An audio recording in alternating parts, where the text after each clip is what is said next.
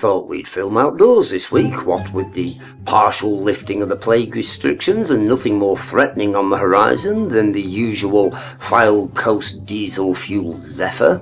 We've waited 6 long months for this, and now we know the limitations of our recording equipment. The aforementioned breeze sounds like a force 10 gale with bellyache on our inbuilt microphone. Have a listen to this.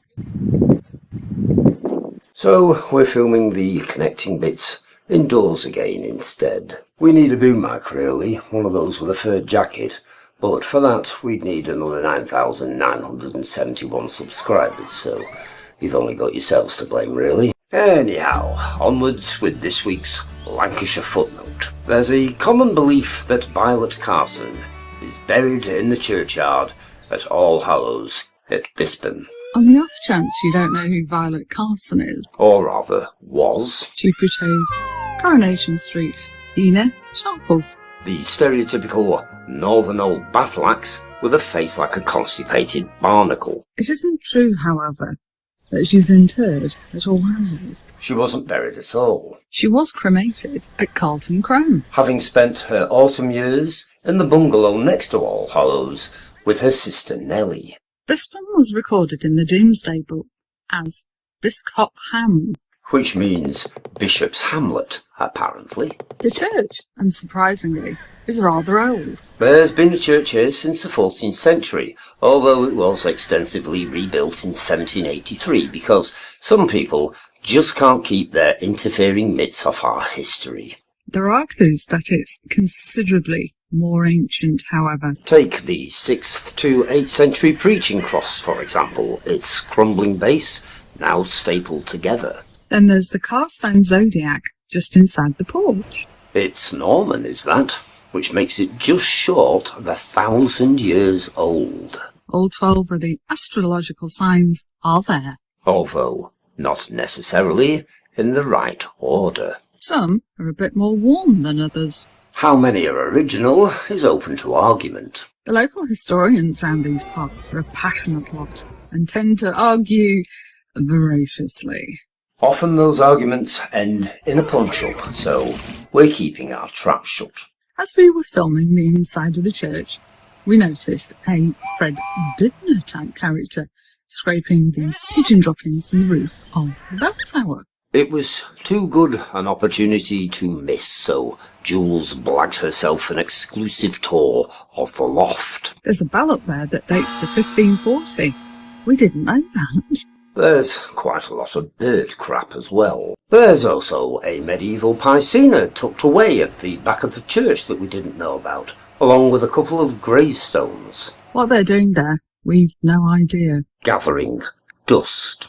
We can go back further than the medieval period, though. There are corpses in the graveyard that date back to prehistoric times. Admittedly, they didn't start off in Bispham, but they're prehistoric nonetheless. The story goes that back in the 13th century, Ankerzone was known as Angholy Homos, which means the Moss of Angels. as Henry Fishwick, a Victorian antiquarian, recorded. At the beginning of the present century, a large quantity of human bones were dug up here and were reburied in the churchyard at Bispham. It is probably this fact that gave rise to the tradition that in early times a great battle was fought here. I was born in Ankerzone. Our house was haunted. If it was built over a pagan burial ground, that might explain why. In the distant past, All Hallows would have been reached by Robin's Lane. A narrow serpentine track running to the gates of Carlton Crematorium. In recent years, it's been diced like a chain of sausages. By the combination of new bypasses and the tendril-like avenues of extended housing estates. That was a mixed metaphor, if ever there was one. Let's ignore it and just carry on. As kids down Robin's Lane, parts of the track were so deeply cut and the trees so overhanging that we called it the Valley of the Shadow of Death. We were probably rather peculiar children. That's because Robin's Lane is almost certainly prehistoric. Sunken into the landscape by our ancestors so that they could drive their sheep along it. Or it might be Saxon. It's difficult to tell. However old it is, wherever you find long-lost history such as this, you'll always find a boggart or three. Robin's Lane doesn't disappoint. With ghostly goings-on ranging from mysterious wraiths to strange lights that hover menacingly above the surrounding fields. To a headless man in a long, shaggy coat. All of which leads us back to All Hallows Church. Which, all matters considered, might have been the site of a keel. If you've never read any of our history books, Keels were the upturned boats in which 5th century missionaries crossed to Britain. and then converted into makeshift chapels. What drives us to this conclusion? Well, Robin's Lane was almost certainly a keel road, and it ran to All Hallows Church. Honest.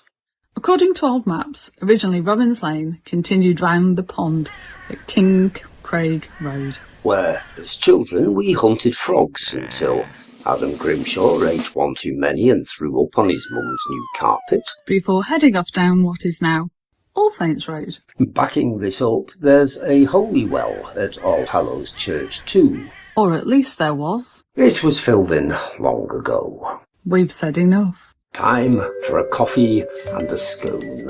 If you'd like to see more of these Lancashire Footnotes, then please don't forget to click like and subscribe. And possibly even follow us on Facebook.